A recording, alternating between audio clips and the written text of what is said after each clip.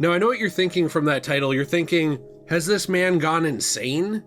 Well, while it is possible that the painkillers and the Robitussin that I've taken have clouded my judgment in my mind, that is actually not the case here. You might also be thinking, well, wait a minute. One of the things that this guy is known for was talking about this series, this Batman Arkham series. How could he dislike it? Well, that's the funny thing. I don't. But I've been noticing this trend recently. First off, there's a trend online of micro-analyzing and over-criticizing the Arkham games nowadays. Like, oh, Arkham actually wasn't that good, or it's overrated, blah, blah, blah. But secondly, another thing I've really noticed that I wanted to talk more about today that kind of is obnoxious to me is something I've seen in my own comments over the last 2 years especially, and I would say also just in general regarding me, which is this weird idea that I don't like this franchise anymore that was once very special to me because I don't talk about it ad nauseum, because every upload is not about it.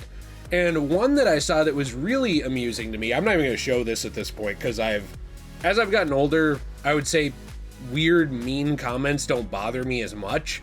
It's more like if there's a trend, I might say something about it and make fun of it, or I might laugh at them in a Let's Play or something.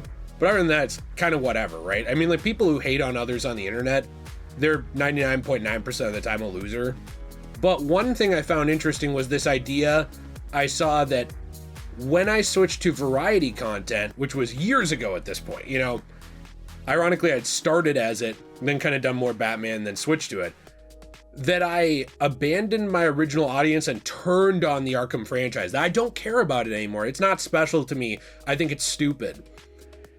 And it's interesting to me because I find the reasoning behind this so odd. Now, are there things that are imperfect about the Batman Arkham games? I know, sacrilege. Yeah, I think so. I mean, I've made videos before talking about things that I didn't like about them and things I do like about them.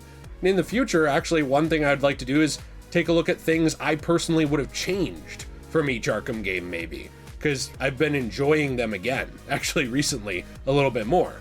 But there's this weird idea that somehow me not talking about it every second means I don't like it.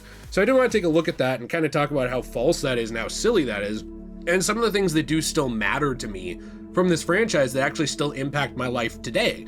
So if you enjoy this video, if you want to leave a like, subscribe, I appreciate that very, very much. We are approaching, I don't even know, like 136,000 subscribers at this point, which I appreciate you very, very much for. If you enjoy content like this and you want to support this channel, we have channel memberships. We're getting close to like 70 videos at the upper tier and like 50 or something at the just normal tier. The normal tier is only like $2.99 a month. So that kind of thing helps us out a lot. I made a video recently about YouTube just kind of being rough. A lot of you guys came out to support me either in words or that way, and I appreciate it. I do also have a question of the day for you today, which is, what is something in the Arkham franchise that still affects you today? Now, you might think, what are you talking about? Here's what I mean. I have said several times that I met and became better friends with 3 primary people in my life through these games. Now, in no particular order, actually, I'll probably go in the order of the people it happened with. When I was in school, there was a young man on the hockey team at my school who I had very little in common with at the time, or so I thought. He goes by T. You might remember him. He's been on and off this channel forever, for years, and I do Let's Plays and stuff with him on Degenerate Plays sometimes. And, you know, I saw him, and I remember he was looking for a place to sit in the study hall I was in, and I said, hey man, you know, why don't you sit down here? And I thought, yeah, I'm a nerdy kind of chunky kid. I guess I was a little lanky at the time because I hit my growth spurt. I wasn't really too chunky yet. I hadn't hit the donuts again. And I said, you know, why don't you sit down here and hang out? And I remember talking to him a little bit, and I showed some interest in some stuff he liked, and he asked me a question about comic books because he knew that I liked, you know, video games and comic books, and he asked me, hey, have you ever played Batman Arkham? Because it was one of his introductions to that character. And little did I know that this guy was a closeted nerd. And we started talking, and this kicked off a years-long friendship that goes on to this day. I mean, to this day, he literally just had a baby a few days ago, swung by his house earlier today, dropped off a baby present, you know? Only allowed within a certain yardage of children, so we had to like be careful about that part. But overall, you know, good experience. And that's something that I got out of Arkham. was this friendship. Another one I've talked about in the past for why Batman Arkham is special to me is my friend Nate. Again, still to this day, I play Let's Plays with him on our channel Degenerate Plays. He's on some of my videos here. I have a video coming up with T. I think I have a video recorded already with Nate that I haven't posted that I need to edit. These are people who are very big staples in my life. I mean, Nate, I see him every single week we hang out. Just today, he was over playing GTA with me and Jill. We were hanging out, set up 3 TVs together. We were playing through GTA Online, some missions, stuff like that. And that's something that came from Batman Arkham, because even though I knew him because we were both in band, one of the first things we ever did together was talk about superheroes and how much we liked them and how excited he was at the time that the MCU was going to be starting. Keep in mind, I'm old. This was back when, like, you know, these were standalone movies. Like, we had gotten 2 Iron Man movies and all of a sudden we were getting things like Thor and Captain America. Well, that kind of stuff is what, you know, ignited my friendship with Nate. I've talked about that before. And to this day, you know, one of my best friends in the world. And finally, of course, again, as I said, not in any particular order of like importance, more in the order that it happened in, these Arkham videos I made were the way I met my wife, Jill. And she's like the one person I feel like in the world who understands who I am in a lot of ways. And that I don't have to pretend, you know, to be someone else with or change anything about myself or anything like that. I don't really have to try to impress. It's just, that's my person, right? And I wouldn't have that without the Arkham franchise. You know, I wouldn't have my marriage without the Arkham franchise. And so it's interesting to me to see like this thing over the years. I feel like it's this idea, it really comes down to me to consumerism and being obsessive of like the idea that you have to make one thing your whole personality. Now, here's the thing. There are very good creators that focus on Arkham that I actually do believe care about it. Like guys like Batman Arkham Videos, been doing it forever. One of the ways I got into the franchise was that creator. Someone like Clown Puncher, you know, I've never talked to in person or even over the internet, I don't believe, but somebody who was referenced from the development team, I believe, of Batman Arkham Shadow, like of that being a person, you know, that they watched the videos of and as like a fan, right? Like that they were like, okay, well, this is someone who is very passionate about it, and they show they're passionate about it.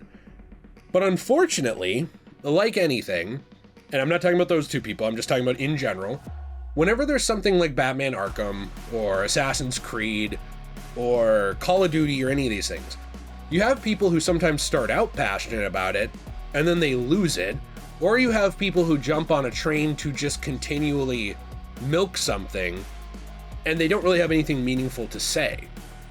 My issue with Batman Arkham is that I don't want to cover that when I don't feel I have something meaningful to talk about or that matters to me. You know, and one reason why is because it's such an important franchise to me. Now, one thing that makes me sad is corporatism, you know, is like this idea that you should essentially push to love this one thing over and over again and only talk about this one thing and not have anything else about you. And this can be for YouTubers, it can be for Twitch streamers, it can be for just everyday fans. Fans and content creators, I actually do believe, help make things.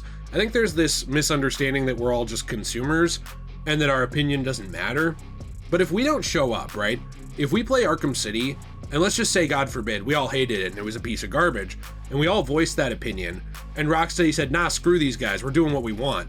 Well, they could have put out Arkham Knight and it would have been trash again, right? And they could have put it out and it would have been a horrible game because they didn't listen. They didn't take into account any feedback, and they decided to be narcissistic and think, nah, I know better than everyone else. So it's not that people engaging in franchises don't matter. That's not my point. But my point is that when you have people engaging in franchises, there are some people who make a franchise that they didn't build their entire identity. And that's something I've never really wanted to do, no matter what it is. You know, something I've started doing in my own time is reading books again. Something I've started doing in my own time is writing again. I'd actually like to be an author, I think, at some point. Not like full-time, you know, but release books here and there.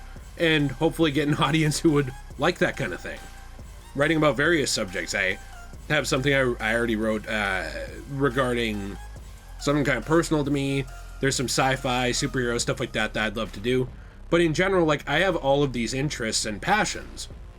There are a lot of people on content creation who do have a passion for one thing. It's their special interest. They genuinely do care, and that matters to them. But I've also gotten so many messages from other YouTubers, especially when I've talked about like financial struggles, if I've ever been open about them, or when I've talked at all about like content not doing good, or I've talked about, you know, wanting to do something that makes me happier, but it feeling like things like the algorithm and all that stuff on this website are against it. And then I'm seeing comments like this, right, about turning on my audience or not liking Arkham anymore. And it's kind of sad because I've gotten messages before from people who I'm sure I could say who they are, because it's like I'm in a one-party consent state, but I don't because it's tacky, who are very focused on one thing, and the reason that they are is just money, you know, and that's it. It's just money. I don't want to be focused on Batman Arkham because of money. You know, that, to me, this is like such a special thing. You know, to me, this is something that helped ignite my friendships, my marriage. And, you know, it makes me sad, I guess, that people want to treat their interests that way. Again, I'm not talking about like all content creators. Like, there are people I can think of for every franchise that they're just so passionate about it. They're okay talking about it every day.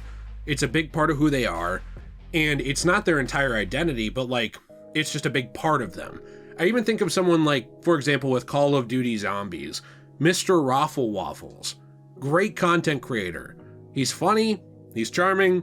You know, he helped me get through many a zombie map that I couldn't understand as a Call of Duty fan back in the day. And sometimes I tune into his streams and he'll play COD or he'll play something else. And, you know, COD is a big part of who he is, right? But I can tell he cares. It's just unfortunate. I think a lot of people are good at faking caring. And maybe that's easier. You know, like maybe that's easier than bitching about things not going well or stuff like that. But for me on this channel, I always want to be real with you guys. Like genuinely. If I'm not feeling something, I'm not talking about it. If I don't care about something, like an element of something, I'm not making a video about it to milk you guys for money, to milk you guys for ad revenue or time. That's stupid. Like if I wanted to milk people for money and time, I could go into selling cell phones. No hate to anybody who does it, but I've had friends who do it, and trust me, like you kind of have to be sleazy with the way you sell things or your managers are getting mad at you. You know, like I could do sleazy types of business very easily, especially with the degree I have. But I don't like that stuff, man. You know, like it doesn't fulfill me. It's not something that like speaks to my soul and who I am. It's not something that makes me happy. When I make videos, yeah, some of them are stupid, some of them are silly, some of them are memes, absolutely. But when I make videos, I want to be able to look back on videos and tell that I cared.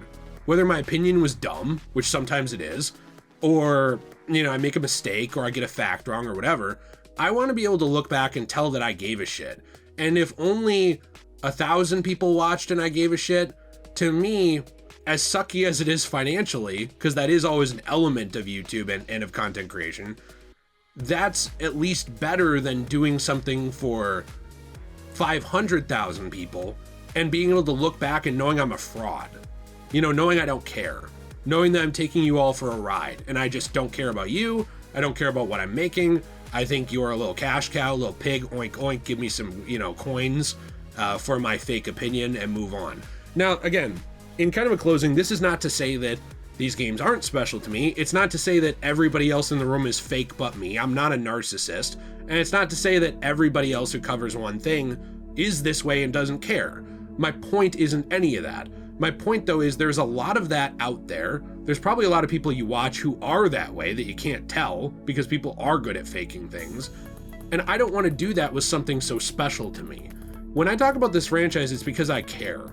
You know, it's because it did matter to me and does matter to me. It's because it changed my life. It's because to this day, these characters are special to me. Even when talking about this, I was literally rewatching footage from my Where Has Batman Been Since Arkham Knight? Who is the Ghost video. And you know why I made that? Because I was excited about Suicide Squad Kill the Justice League bringing back the Batman from Arkham with Kevin Conroy and stuff. I was excited about that at the time and hopeful. And the reason I made that was because I cared, you know? I don't know. I just think it's too bad. You know, normally comments like this don't bother me. Like, people can say whatever they want. anytime I mention a struggle, there will be people who are mean.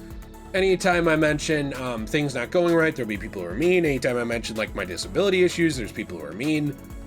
At the end of the day, I just know that they're mean people, right? But when people start putting words in your mouth to like tell you what your interests are and what you care about, like I don't care what you think about me. If you're someone who doesn't like me, that's fine. But like, I don't like when people pretend to know me. You know what I mean? They pretend to know something about me, like that I was faking caring about these games the whole time because I'm not obsessed with every upload being them right now. It's weird. I don't know. I don't get it. It doesn't make any sense to me. I'm interested to hear your thoughts down below. If you enjoyed this video, you want to leave a like, subscribe, I appreciate that. There are ways to support this channel, by the way, on the piggy bank note, because I do have to pay my bills. I do things like our Fortnite code, which is DJAY123. It's a fun time over there, although the last couple seasons I think have been kind of misses on that game. But still a fun game. Hopefully Marvel Rivals will do something like that at some point. I've been enjoying that a lot recently. We also have our own store, CosmoBunny.shop, where we sell coasters, keychains, trays, and more from recycled, repurposed paper from comics, manga, etc. that have been damaged that we take and turn into something cool in a transformative way for your home. So there are ways to support these channels. I appreciate you. Thank you to my channel members. Listen, guys, I genuinely mean it. When I talk about something, it's because I care. Like maybe it pissed me off. Maybe it spoke to me in some way, whatever. Or maybe it's news about a franchise I really care about.